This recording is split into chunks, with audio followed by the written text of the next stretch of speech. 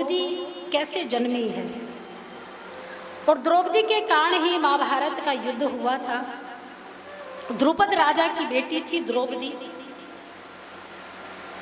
द्रुपद और द्रोणाचार्य दोनों क्या थे? मित्र थे।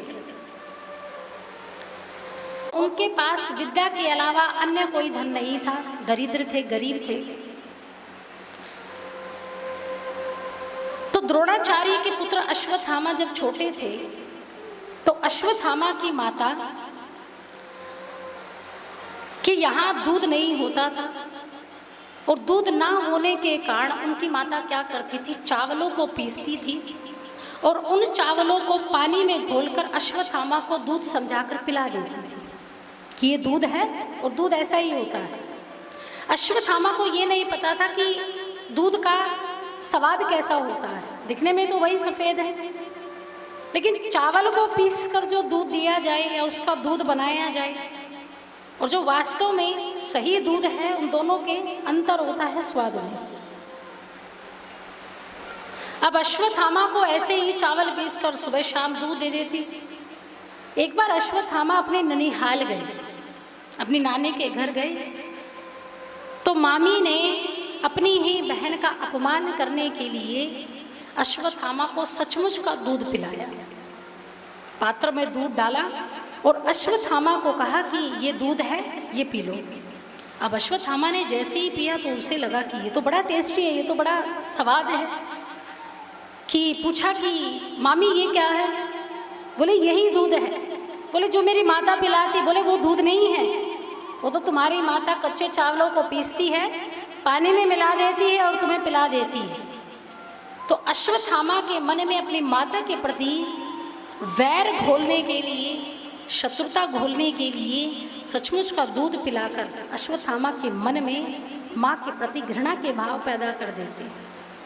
वही अश्वत्थामा जब ननिहाल से वापस गए, उनकी माँ का तो वही काम था, चावल का घोल पीसकर दूध में के रूप में दे देना।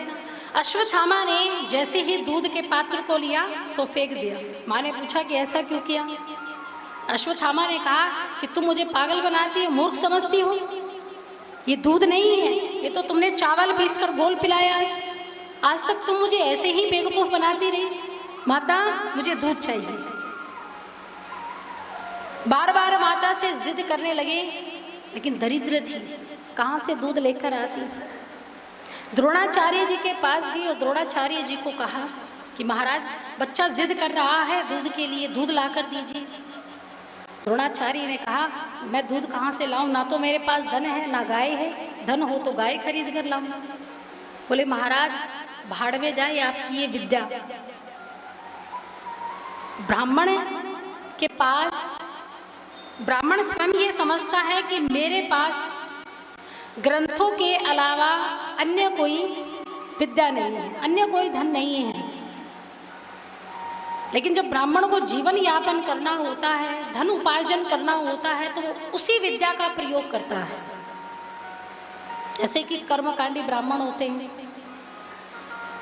वो धर्म का प्रचार प्रसार करते हैं, शास्त्रों का प्रचार प्रसार करते हैं, तो उससे जो धन इकट्ठा होता है वो अपना जीवन यापन करते हैं। वर्ण के अनुसार उनको कार्य सौंपा है तो वो उसी कार्य पर अग्रसर है।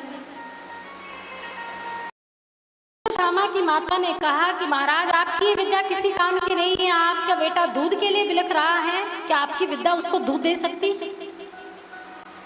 तब द्रोणाचार्य के मन ने द्रोणाचार्य को धिक्कारा कि बात तो ठीक कह रही है, इस विद्या का क्या काम जो घर में भोजन तक ना दे सके बच्चे को। तब द्रोणाचार्य को याद आया कि मेरे मित्र हैं द्रुपद, बड़े राजा हैं, तो क्यों ना उससे सहायता मांग कर आऊँ, एक गाय मोल ले आऊँगा, मेरा मित्र है, मुझे गाय दे देगा। तो द्रोणाचार्य द्रुपद राजा के पास गए और द्रुपद राजा को कहा, सभा में बैठे थे, वहाँ जाकर कहा कि मित्र आज बड़े दिनों बाद मिलना हुआ। द्रुपद ने कहा कि तुम कौन हो, कहाँ से आए हो, मैं तो तुम्हें नहीं जानता। क्योंकि जब धन और पद किसी को मिल जाता है तो वो सामने वाला मित्र गरीब हो, तुच्छ हो, तो उसे पहचानने से भी मना कर देते हैं। उसे लगता है कि उसका कहीं मान ना गिर जाए, उसकी कहीं गरिमा ना गिर जाए।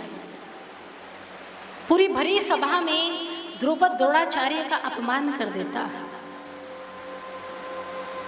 द्रोणाचार्य जी को धक्के मार कर निकाल देते हैं और जाते जाते द्रोणाचार्य एक ही बात कहते हैं कि तुम मेरे मित्र हो, मैं तुमसे बस एक गाय मांगने आया हूँ, मैं तुमसे और कुछ नहीं चाहता, तुम गाय दे दोगे मेरे पुत्र को दूध मिल जाएगा।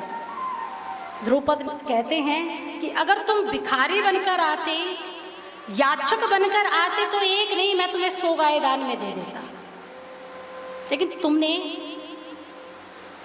मुझे अपना मित्र बनाया है और मुझ जैसों को अपना मित्र बताया है, और तुम कहाँ और मैं कहाँ। मित्रता हमेशा बराबरी वालों में होती है, तुम मेरे मित्र कहलाने के लायक नहीं हो, मैं तुम्हें एक भी गाय नहीं दूंगा। द्रुपद से अपमानित होकर द्रोणाचार्य खाली हाथ लौट आए। द्रोणाचार्य जब वापस लौट रहे थे तब उसी समय द्रोणाचार्य की भेंट हुई कौरवों और पांडवों से। उस समय बाल्यावस्था में थे, विद्या धारण करने की उनकी तैयारियां चल रही थी, लेकिन भीष्म पितामह को उनके योग्य कोई गुरु नहीं मिला था। तो अचानक से दुर्योधन के हाथ से गेंद छटक कर एक तालाब में गिर गई। खूब प्रयास किया लेकिन गेंद को बाहर नहीं निकाल पाए। तब द्रोणाचार्य ने अपनी सूझबूझ से एक एक लकड़ी को बांधकर उस गेंद को तालाब से बाहर निकाल दिया। ये पूरा दृश्य भीष्म पितामह देख रहे थे और भीष्म पितामह ने द्रोणाचार्य से कहा कि आप ब्राह्मण भी हैं, विद्या के ज्ञाता भी हैं, ज्ञानी भी हैं, आप महान हैं, महान श्रेणियों में आते हैं, तो आप एक काम करिए, हमारे पुत्रों को धनुर्धर विद्या सिखा दीजिए। द्रोणाचार्य मान गए। द्रोणाचार्य जी ने सबको विद्या सिखाई और विद्या में पारंगत कर दिया। अब बारी आई दक्षिणा की। गुरु दक्षिणा देते हैं ना सिखाने के बाद, शिक्षा धारण करने के बाद। द्रोणाचार्य ने कहा कि मुझे गुरु दक्षिणा चाहिए, जिसका जो है, जिसकी जो सामर्थ्यता है वो मुझे दो। दुर्योधन ने कहा कि सबसे पहले मैं दूंगा, बताइए गुरुजी क्या चाहिए। धन चाहिए, मैं राजा हूं हस्तिनापुर का, आप कहे तो मैं आपको राज्य दे दूं। द्रोणाचार्य ने कहा मुझे राज्य वाज्य नहीं चाहिए, धनवन नहीं चाहिए, जो मैं मांगना चाह रहा हूं क्या तुम मुझे वो दे सकते हो। बोले हाँ गुरुजी, एक बार कहकर तो देखिए, हम आपके शिष्य हैं। मुझे द्रुपद राजा बंदी रूप में चाहिए, द्रुपद राजा को बंदी बनाकर मेरे सामने लेकर आओ। सबसे पहले दुर्योधन दौड़े दौड़े गए हैं, हजारों की सेना को लेकर गए हस्तिनापुर की, लेकिन द्रुपद राजा को बंदी नहीं बना सके। फिर बारी आई अर्जुन की। अब अर्जुन ने कहा कि गुरुजी अब मेरी बारी है, मैं द्रुपद राजा को बंदी बनाकर लाऊंगा। और अर्जुन अकेले गए और द्रुपद राजा को बंदी बनाकर अपने गुरु के सामने चरणों में डाल दिया। द्रुपद राजा ने देखा द्रोणाचार्य को। द्रोणाचार्य ने कहा द्रुपद, आज तुम और मैं बराबरी के रास्ते पर खड़े हैं, क्योंकि मेरे शिष्य ने तुम्हारे राज्य को जीत लिया है, आज उस राज्य का मैं राजा हूं। क्योंकि जो जिस राज्य को जीत लेता था वो उसका राजा बन जाता था। तो अर्जुन ने द्रुपद राजा का राज्य किसको दे दिया? द्रोणाचार्य जी को दे दिया। कि तुम कहते थे ना कि मित्रता बराबरी वालों में होनी चाहिए, तो आधा राज्य मैं तुम्हें दे देता हूँ, आधे राज्य के तुम राजा हो और आधे राज्य का मैं राजा हूँ। अब हम दोनों बराबर की सीमा पर खड़े हैं। लेकिन आज भी मैं आपसे यही बात कहता हूँ कि अपने राज्य में से एक गाय मुझे दान में दे दीजिए, बस एक गाय। तब द्रोणाचार्य द्रुपद राजा की राज्य से, उस आधे राज्य से एक गाय लेकर घर वापस लौट कर आते हैं। गाय बांध देते हैं, फिर उसकी सेवा भी करते हैं और दूध भी अश्वत्थामा को मिलता है। तो द्रुपद राजा को बंदी बनाया गया। किसने बनाया? अर्जुन के माध्यम से। अर्जुन के माध्यम से बंदी बनाया गया और द्रोणाचार्य के सामने द्रुपद राजा का अपमान हुआ। तो द्रुपद राजा ने संकल्प ले लिया, प्रतिज्ञा ले ली कि मैं जब तक द्रोणाचार्य से इस अर्जुन के माध्यम से ही बदला ना ले लूंगा तब तक मैं चैन से नहीं बैठूंगा। तो इसी द्रुपद ने यज्ञ से प्रकट किया था द्रौपदी को। द्रौपदी केवल एक निमित्त थी, सर्वनाश का एक तरीका था।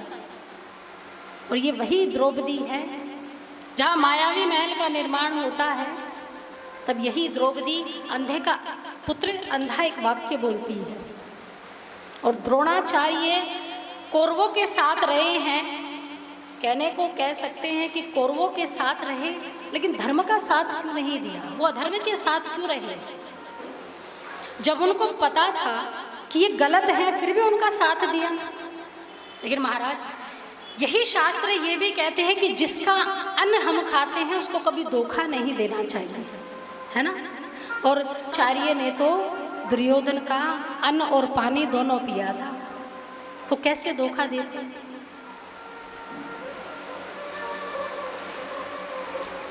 इसी के कारण ही द्रोणाचार्य चुप रहकर भी अपने मन में हमेशा ये द्रोणाचार्य पर तीर चलाया था। वही द्रौपदी का स्वयंवर जब हुआ, केवल अर्जुन ही कर सकता है ये काम, अन्य कोई नहीं कर सकता। द्रुपद अर्जुन से बदला लेना चाहते थे द्रौपदी के माध्यम से, और उसी द्रौपदी के कारण ही पांडवों का यानी अर्जुन, पांचों पांडव समेत और कौरवों दोनों के बीच महायुद्ध हुआ है। एकमात्र उसका कारण थी द्रौपदी, यही कारण था। ये द्रुपद राजा की जिद थी, ये द्रुपद राजा का बदला था अर्जुन से।